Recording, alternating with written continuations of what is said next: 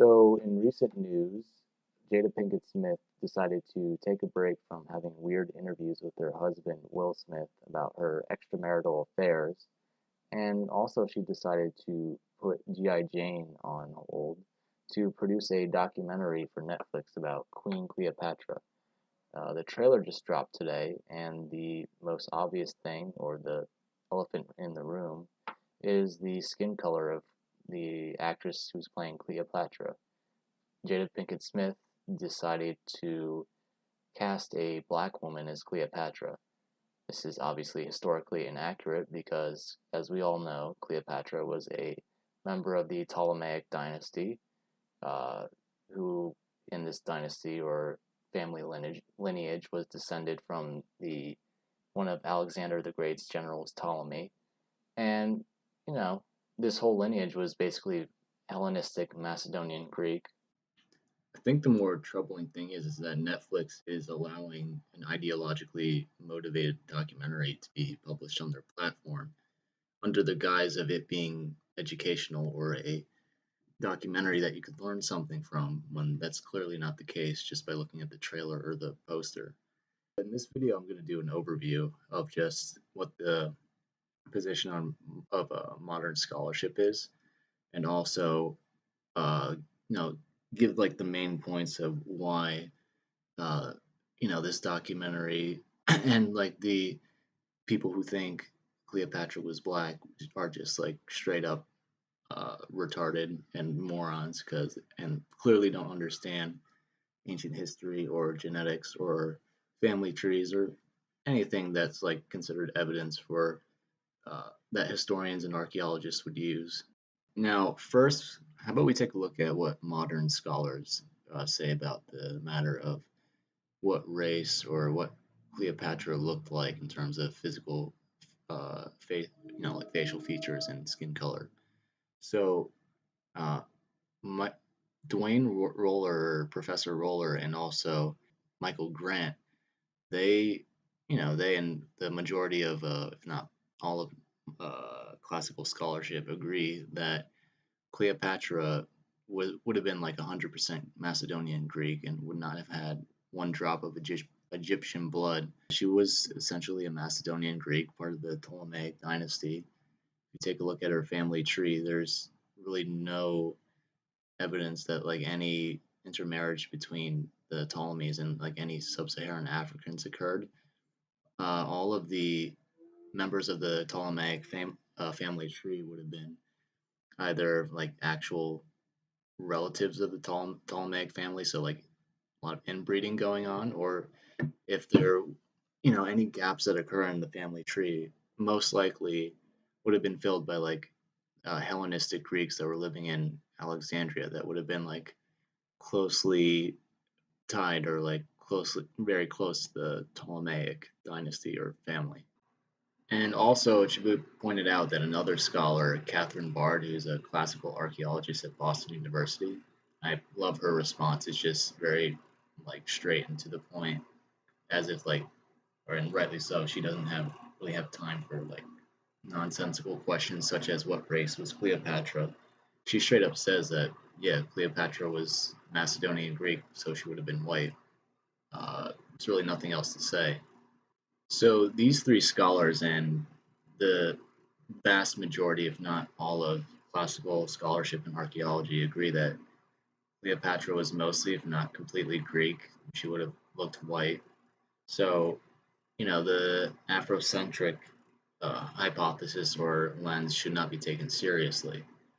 Now that we have now that we understand the position of modern scholarship, how about we take a look at some art history and what the primary sources say or don't say. So probably the main written source from Greco-Roman period, like late first century BC, early first century AD, like the main source regarding Cleopatra's life would have been the author Plutarch. He's like, ask any classicist who has done scholarship on him, or anyone or any classicist that's like very familiar with him, they'll tell you that he is like the source regarding like a lot of Greek history, and especially the history involving Cleopatra. So Plutarch, I mean, he talks about uh, how she knows different languages and her relationship with Antony, but no mention of any Egyptian or Black African ancestry. You think that he would include that since that would be like a notable thing. And, Greeks and Romans did notice skin color and knew of Black Africans. They called them Ethiopians. That's with an AE, so spelled slightly different than the modern state of Ethiopia. But yeah, Greeks and Romans were aware of Black Africans, and like they noticed things like skin color, but they they would not have had like discarded or left something out, like Cleopatra. Like if Cleopatra had like an Egyptian or Black African ancestor, and that would have been included in whether it be Plutarch or like the Augustan era poets who wrote like the just smeared Cleopatra as like this villainous witch from the Orient or the East.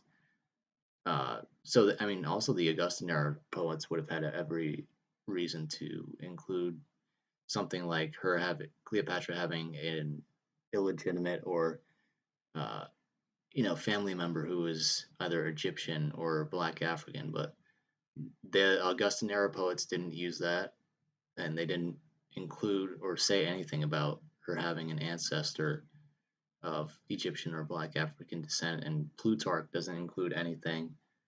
And the thing with Plutarch is he was very detailed about Cleopatra's life, so I, you would think he would include or uh, include at least a sentence about her non-Greek ancestry, but nothing that like that pops up in Plutarch or the poets from the Augustan era or the Roman poets. Is they had every reason to include a illegitimate non-Greek family member that was related to Cleopatra as like sort of as like ammo or as a way to denigrate her or use it as like a smear or an attack. But there's nothing like that. So the I guess you could call it the criterion or silence or uh, absence of evidence or silence from the sources shows that Plutarch and the Augustan era poets knew nothing about any Egyptian or Black African ancestry of Cleopatra. They saw her as a Hellenistic Greek who was ruling over Egypt and as part of the Ptolemaic dynasty, which, I mean, let's be real, the Ptolemaic dynasty was a foreign colonizing dynasty of Egypt. But it's not just the written sources that we can look at. We can also take a look at the art history and various coins and artistic depictions from the both Hellenistic and the Roman era. So all the coins that were minted during Cleopatra's reign, and also the various frescoes from the Roman era, and also the Berlin Cleopatra bust from the Hellenistic era, they all are consistent and point in the direction and depict her as a Hellenistic Greek woman with typical Greek features that you would see in any other bust or Greek statue.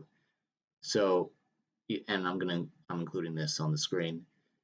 The the artistic depictions and the art history evidence points in the one direction. That's Cleopatra was seen as and was most likely just a Hellenistic Greek woman who happened to rule over Egypt. And the last piece of evidence I'll include is a very simple yet strong piece of linguistic evidence for Cleopatra's Macedonian Greek ancestry, which is her name itself. Cleopatra is a Greek name. So, in conclusion, all the evidence points to Cleopatra being a Hellenistic Greek woman of the Ptolemaic dynasty. Anyone can look up her family tree. There's no Egyptian or Black African members in that family tree. This family tree is not hard to find. Just go on Google Images.